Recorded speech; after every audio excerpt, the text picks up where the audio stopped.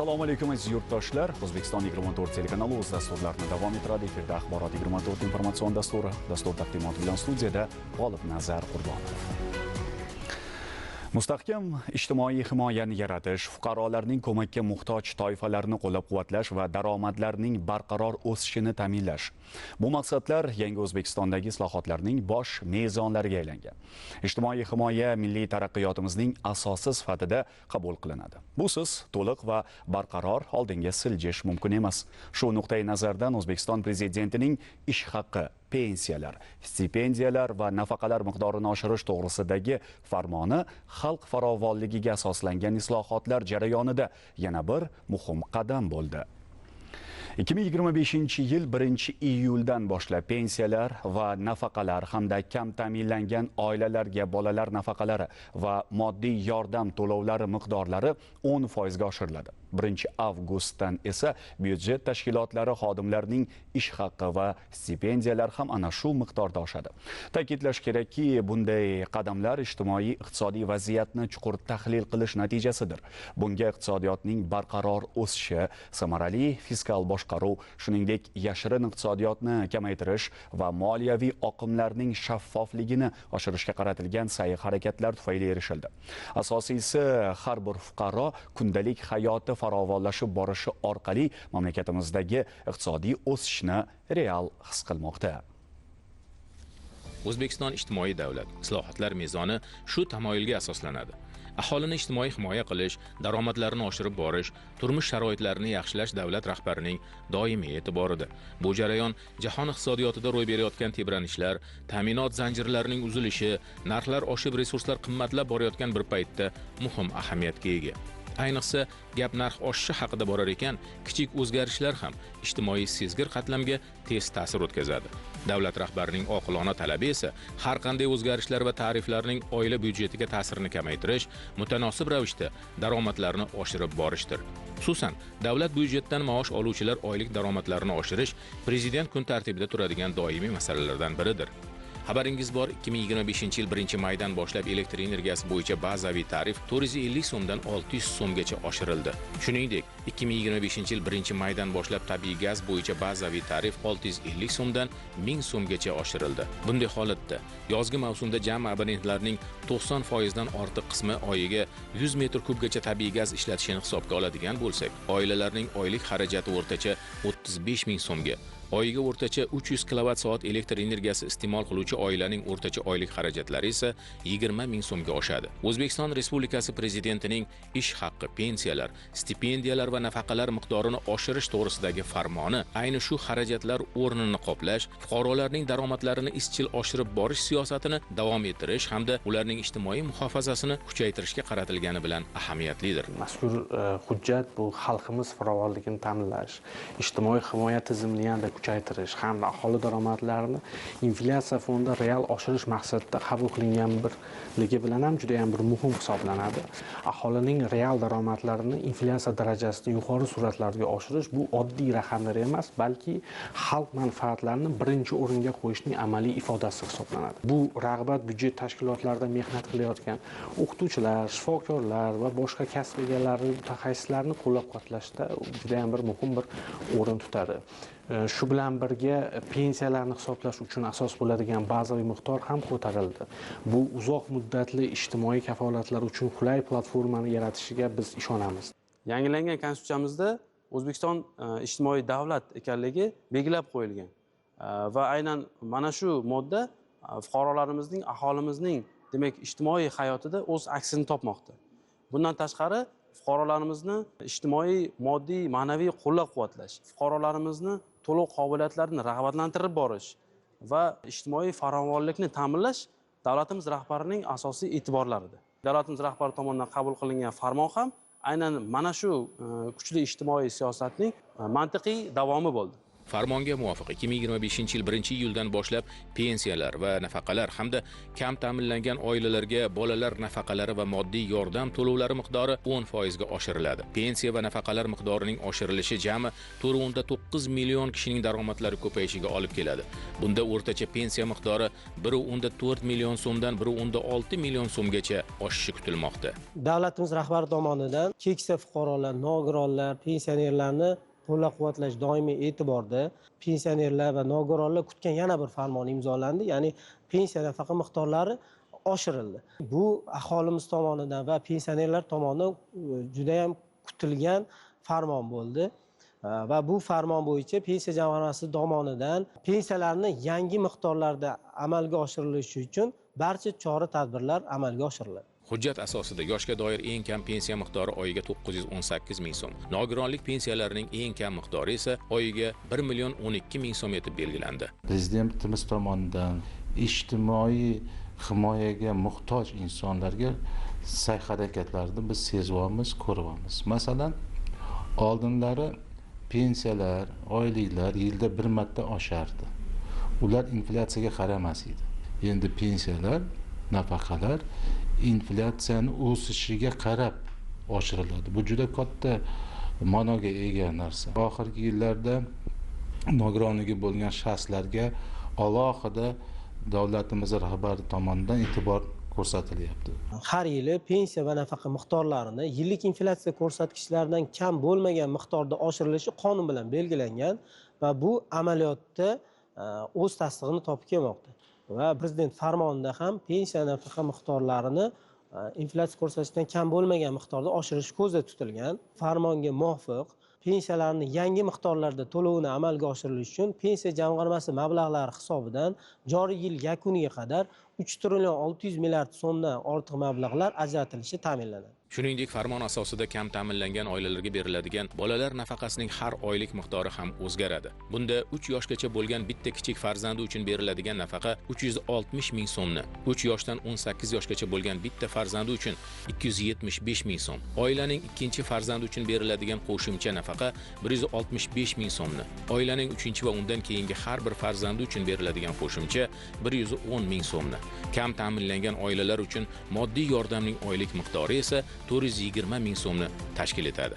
Prezident farmoniga muvofiq pensiya jamg'armasida hisobda turgan pensiya oluvchilarning pensiya nafaqa miqdorlari qayta hisoblanib, iyul oyidan boshlab yangi miqdorlarda, ya'ni oshgan miqdorlarda to'lanishi ta'minlanadi. Va yana bir jihatni ta'kidlab o'tishimiz kerakki, SMS pensiya xizmatiga ulangan pensionerlar uchun Prezident farmoniga muvofiq yangi miqdorlardagi pensiyalar to'g'risida ma'lumotlar mobil telefon raqamlariga demak ma'lumot tariqasida keladi. Bu xizmat bepul amalga oshiriladi. Farmon bilan 2025-yil 1-avgustdan boshlab byudjet tashkilotlari xodimlarining ish haqqi va stipendiyalar miqdori ham 10% ga oshirildi. Sodda qilib aytadigan bo'lsak, buning natijasida byudjet tashkilotlarida ishlovchi 2.2 million xodimlarning o'rtacha ish haqqi 3.8 million so'mdan 4.1 million so'mgacha ko'payadi.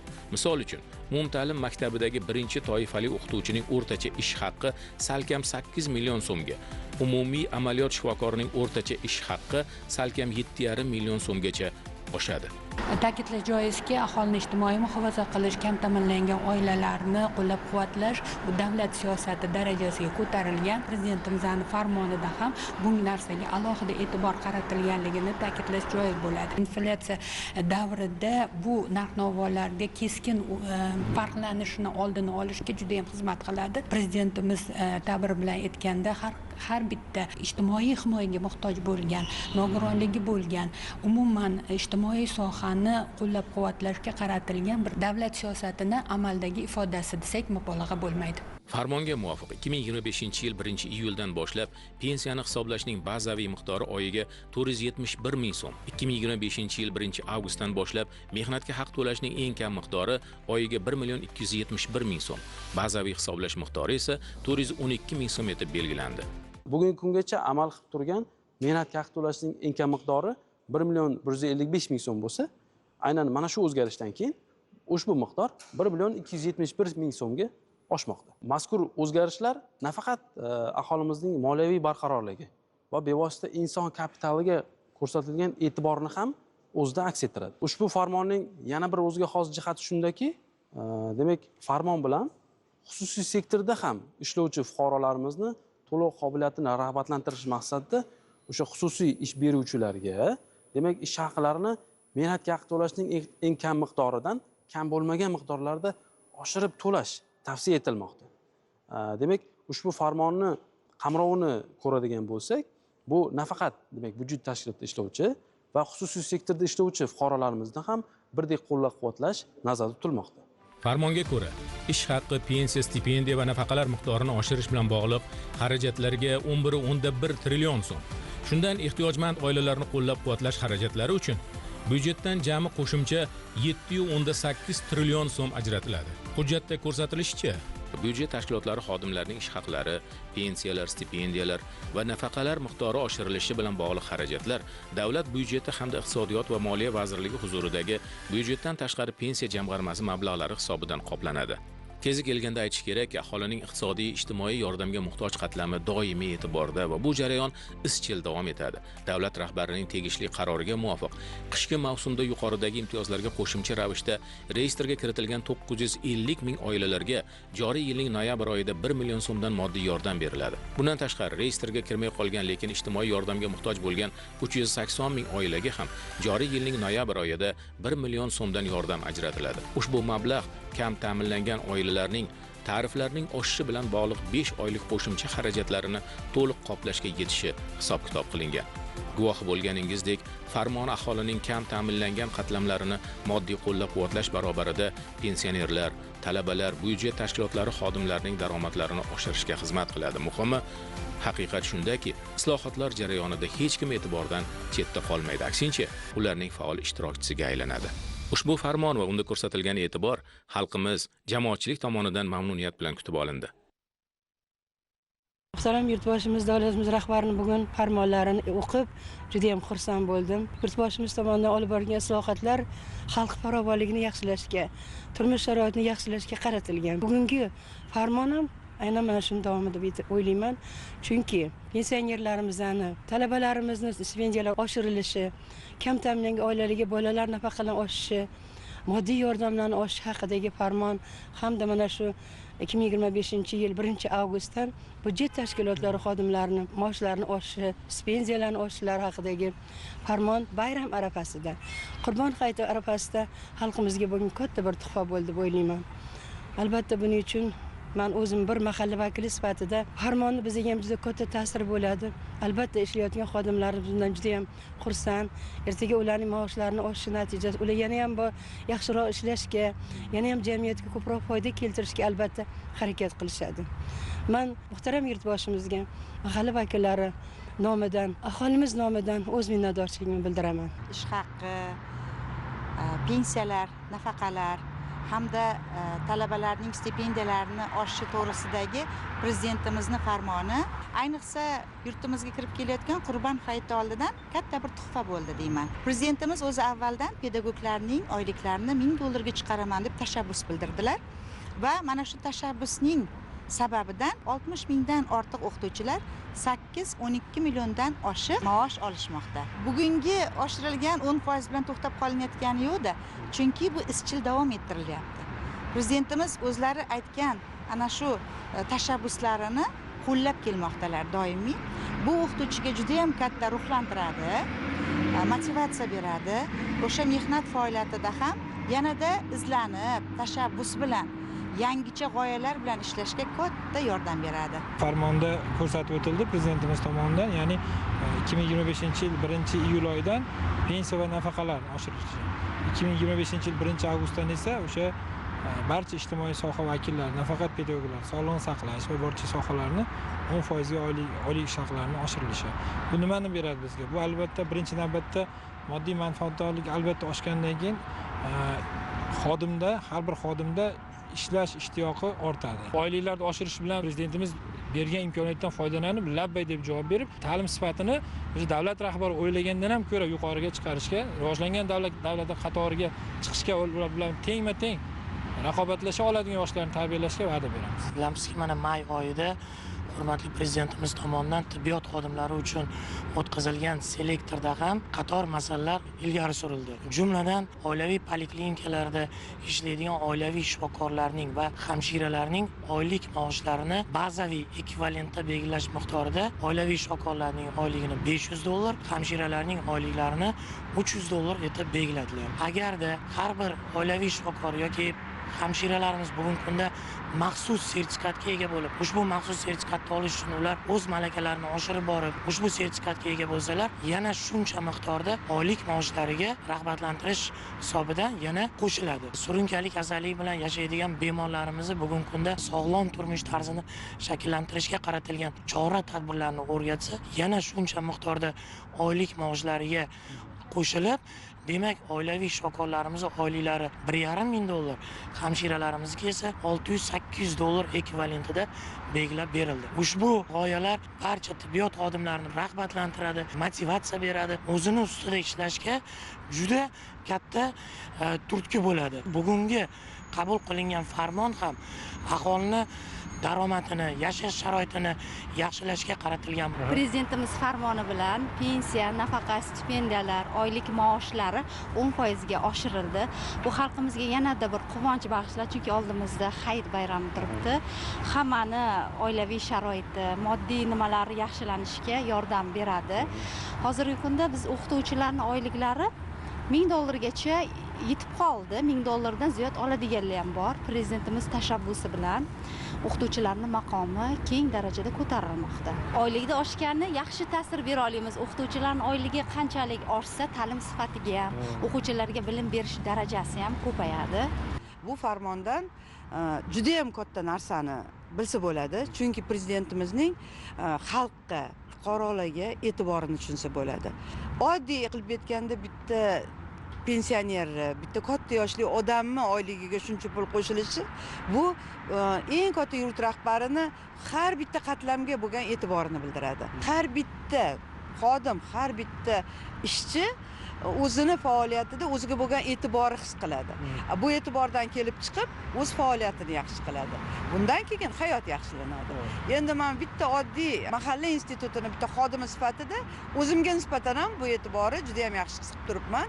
Mana bu narsani o'z vaqtida juda ham dolzarb, ayniqsa Qurbon hayitimiz arafasida bo'lgani bizani juda ham xursand qildi. Yurtboshimiz chiroyli bir farmon qildilar. Bu faqat bizga o'xshagan pensionerlarga emas, jamiyatni turli qatlamidagi insonlarga bag'ishlangan juda chiroyli, go'zal farmon bo'libdi. 1-avgustdan byudjet tashkilotlarining xizmatchilari uchun ham maosh oshibdi. Bu xalqimizni hozirgi kundagi ro'zg'origa ko'mak bo'ladi deb o'ylayman. Farmondan ancha minnatdorman. Katta rahmat. Muhtaram yurtboshimiz tomonidan bu farmonning qabul qilinishi bugungi kun uchun nihoyatda muhim, yana bir muhim qadamlardan bo'ldi deb bemalol ayta olaman. Va bu narsa, bilasizmi, bugun mana shu mahallalarda, guzarlarda yuradigan bo'lsak, ko'chalarda, saylgohlarda yuradigan bo'lsangiz, odamlarning kayfiyatidan ham bilishimiz mumkin-da bu narsalar. Va bu narsa demakki mana shu farmonning ta'sirida qancha insonlarni bevosita qilgan mehnatiga yarasha rag'bat ko'rishidan ham dalolat deb ayta olamiz.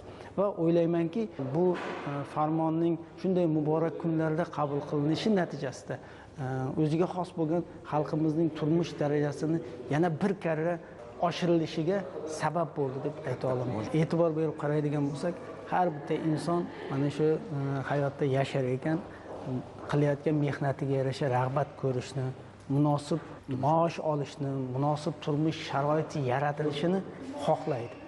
Bugungi kunda esa bu muhtaram yurtboshimiz tomonidan barcha jabhada aholimizni qaysi qatlami bo'lishidan qat'iy nazar ularga munosib sharoit yaratib berilganligida kuzatishimiz mumkin. Bu farmon esa bunday yaratilgan sharoitlarga qo'shimcha rag'bat sifatida deb bemalol ayta olaman. O'zbekistonda inson aziz, insonning qadr qimmati aziz ekanligini mana har bir jabhada ko'rayotganimiz tabiiydir. Chunki O'zbekiston prezidenti tomonidan maoshlar va pensiyalarning oshirilishi, ayniqsa Qurbon hayiti arafasida bu ishlarning bo'layotgani xalqimizni 2 barobar quvontirdi desam xato emas. Inson avvalo iqtisodiy imkoniyatlarga ega bo'lganda va davlatimiz tomonidan barcha ijtimoiy himoyalarga e'tibor qaratilayotganidan ko'ngli o'sib, yanada yaxshiroq va yanada ilhom baxsh etib mehnat qilishini biz mana shu yillar davomida ko'rib kelyapmiz. Bugungi kunda o'qituvchilar, tibbiyot xodimlari, madaniyat xodimlari maoshlarining oshirilishi, nogironlarning va ijtimoiy himoyaga muhtoj bo'lgan insonlarning yanada imkoniyati kengayayotganligida va ularning ham hattoki mehnat faoliyatlari kengayayotganligini ham ko'rishimiz mumkin. Inson avvalo iqtisodiy, ma'naviy va madaniy hayotida yanada o'zgarishlar bo'lgan vaqtda yanada ilhom bilan faoliyat yurg'izadi va jamiyatga ham shunday katta bir samara, muvaffaqiyat olib keladi. Bugungi kunda O'zbekistonda ijtimoiy himoyaga juda katta e'tibor qaratilayotganligi Prezidentimiz har yili maoshlarning, pensiya va nafaqalarning oshirilishida yanada ko'rishimiz mumkin. Hayit arafasida bu farmonning ijrosi butun xalqimizni ruhiyatini ko'tarib yubordi deb o'ylayman. Qashqadaryoliklar ham bu farmonning ijrosidan juda quvonib turibdilar. Sababiki farovonlik kirib borganda, iqtisodiy imkoniyatlar kirib borganda oilalarda ham yana jipslik bo'ladi, yanada bir-biriga mehr oqibat bo'ladi. Mana shu imkoniyatlar bizning mana shu o'zbek xalqimizning qadriyatlarini yanada oshiradi degan umiddaman.